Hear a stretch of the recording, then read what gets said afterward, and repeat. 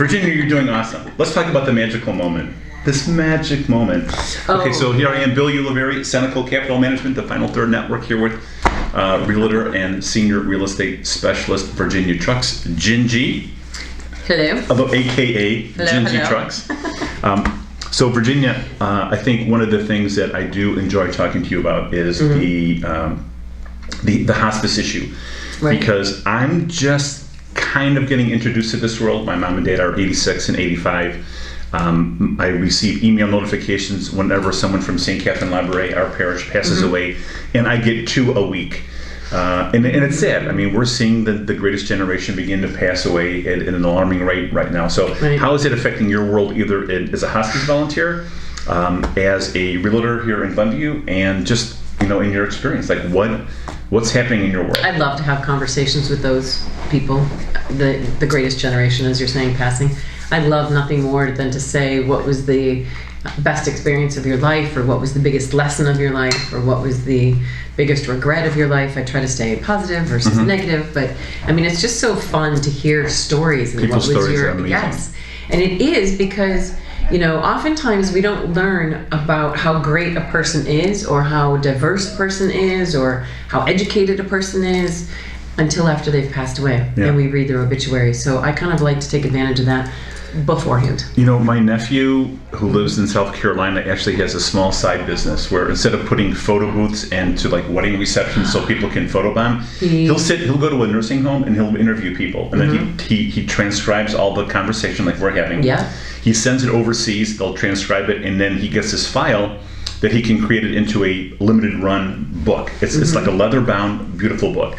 And for example, when I was having a conversation with my aunt who recently passed away, she was telling me that, thank you, she told me that when her and her mom and her older brother were taking the boat here from Italy after World War I, that she would run from the bottom of the boat, like the bowels of the ship, to the top deck to watch them bury people at sea, right? So they had burial at sea for the people that didn't make it across.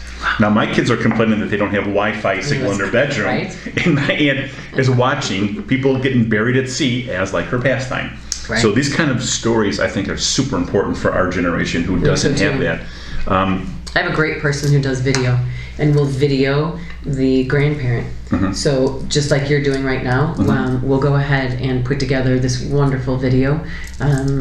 I remember we had him speak actually at my Rotary group when I was in charge of lining up speakers. And it was very fun because I could, it was like they shared part of a video afterwards, or the services. This video played, and it was the senior playing the piano. It was at the service? Talking about her grandchildren, and it was at the end of the funeral service, or the memorial service, and it was just such a gift. So, have you ever met anybody that had like a pre-funeral party? In other words, Matt and I were talking during one of the episodes, and someone wanted to actually have a party where she gets to invite all her guests, and she enjoys them when she's alive, instead of crying for me, afterwards. And this kind of like we're just going to watch the PowerPoint presentation while we're in line at the funeral home.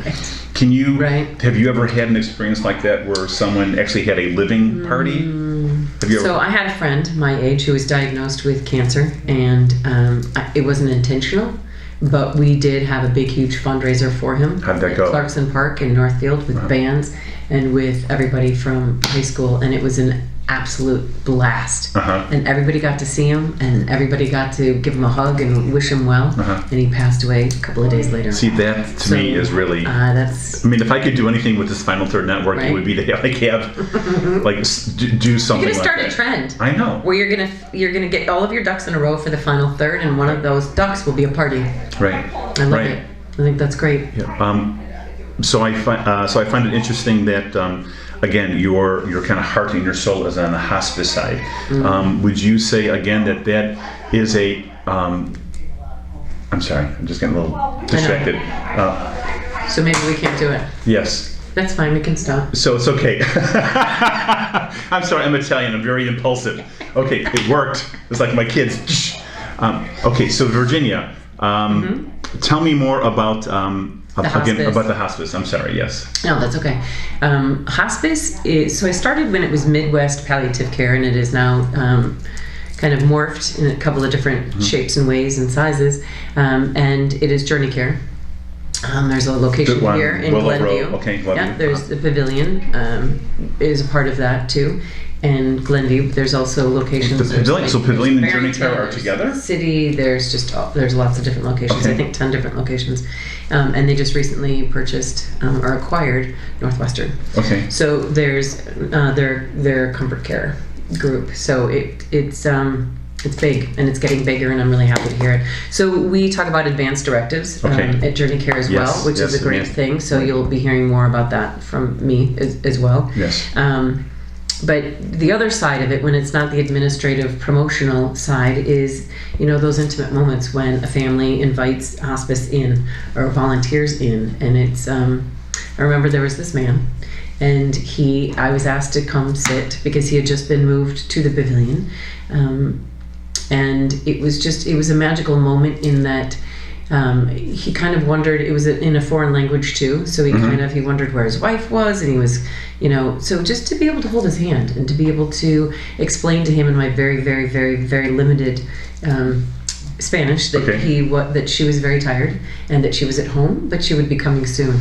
And he, at some point, dancing with the nurse and, singing. I don't know if he was an opera singer, and there are details, and obviously that I can't share, and nobody's going to know who the person is. But just to have this man be dancing one last time and singing opera, and to be a part of that, and it was just, not letting him see, but just tearing up. That it was just such a beautiful moment. And he too passed within the week. Yeah. But I think my opinion on hospice has changed so much in the last year. Because I think we used to say in the trading floor that we mock that which we do not understand. And so I kind of mocked hospice as, this is just where they go, where they pump you up full of drugs, and it's like the old movie Soylent Green from the 70s, like where, Soylent Green is people.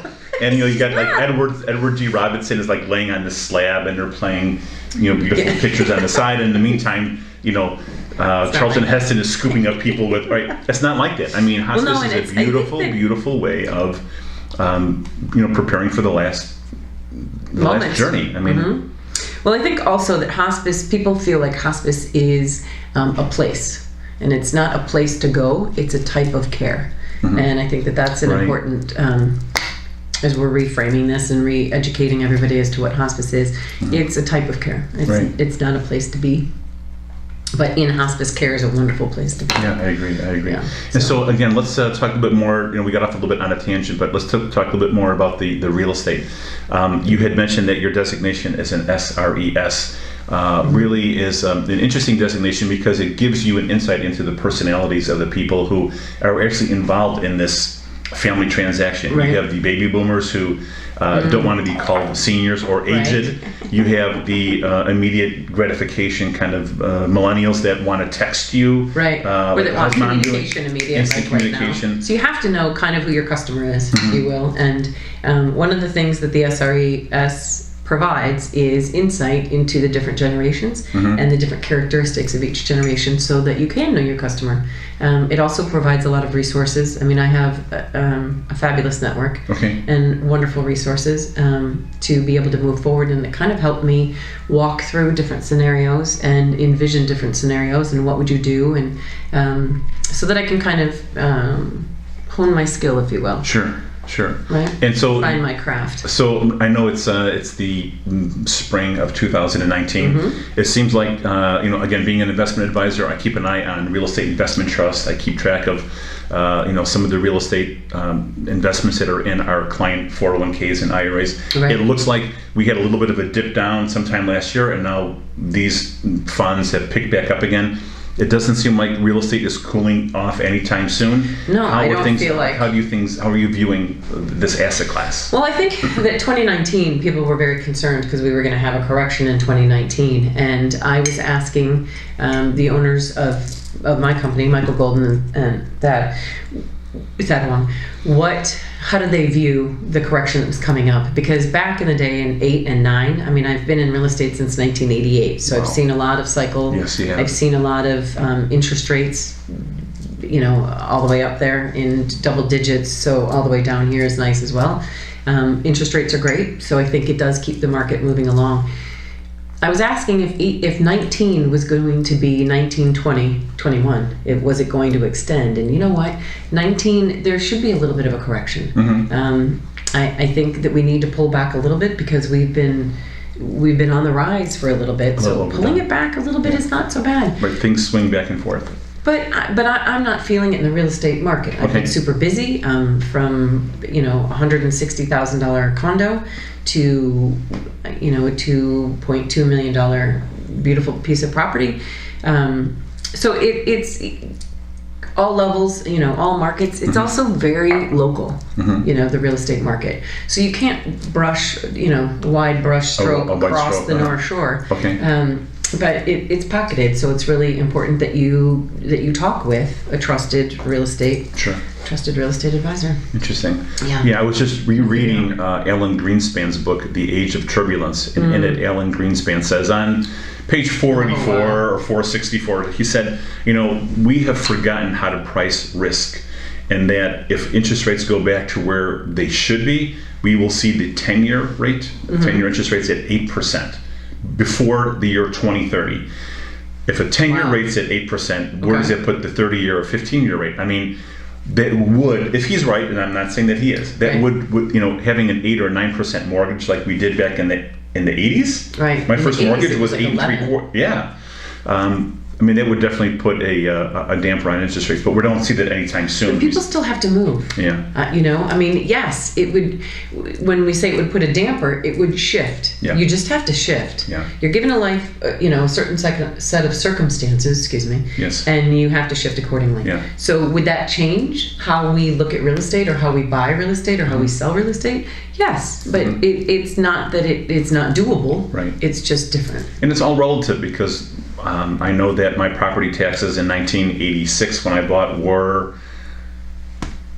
$3,500 a year. Now they're, close to 5 figures, and I was just gonna say that's almost more than a mortgage payment in for many cases. So, being in Illinois does, I think, also add its certain advantages, and as I'm sure you see them. We can talk about politics all day, but we're not going to. No, I can't talk about politics.